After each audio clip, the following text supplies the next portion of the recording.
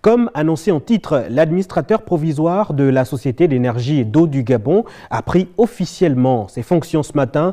Il aura pour objectif d'apporter des réponses urgentes aux problèmes rencontrés par l'entreprise, mais également procéder à son redressement. Théophile Lardinguemamba, Richard Moubiwa, reportage.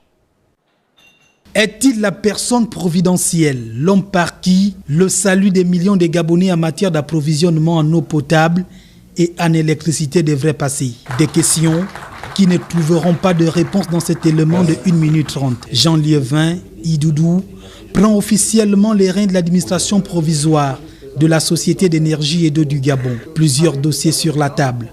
Le redressement de la société, assainir le milieu et assurer un service public de qualité et optimal. Je voudrais rassurer les plus hautes autorités de ce que ma seule ambition à partir de ce jour est de travailler de toutes mes forces à notre bien commun et pour le redressement de cette entreprise qui m'a tout donné.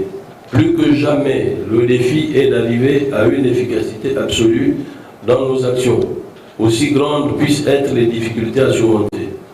Je vous confie combien j'ai appris et continue d'apprendre.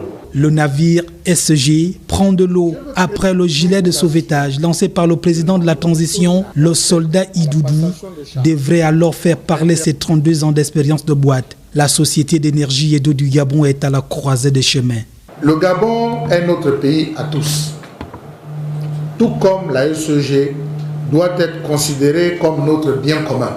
Sachez qu'à la suite du message d'une grande profondeur délivré par le chef de l'État, à l'occasion de la rencontre du 12 septembre 2024 au palais de la présidente de la République, plus rien, je dis bien, plus rien ne doit plus être comme avant. Après 11 mois, passé à la tête de la SG, Jean Leman Sandougou dit ceci à l'endroit de ses désormais anciens collaborateurs. Je serai désormais le premier avocat de la SG.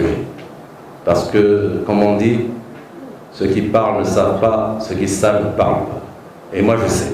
Je sais quelles sont les difficultés auxquelles vous êtes confrontés, aussi bien sur le plan technique que sur le manque d'investissement qu'il y a pu y avoir. Mettre fin au comportement déviant de certains agents, revoir la grille salariale aux baisses de l'entreprise, procéder à une diminution drastique du nombre de prestataires.